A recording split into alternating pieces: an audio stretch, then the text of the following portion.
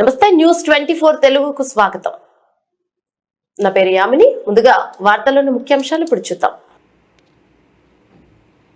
యాదాద్రి భువనగిరి జిల్లా వలిగొండ పట్టణ కేంద్రంలో త్రిశక్తి అమ్మవార్ల ఆలయంలో 12వ వార్షికోత్సవం సందర్భంగా సహస్ర కలశాభిషేకంలో ముఖ్య అతిథిగా వలిగొండ గ్రామవాసి భువనగిరి శాసనసభ్యులు కుంభం అనిల్ కుమార్ రెడ్డి పాల్గొని అమ్మవార్లకు ప్రత్యేక పూజలు నిర్వహించారు.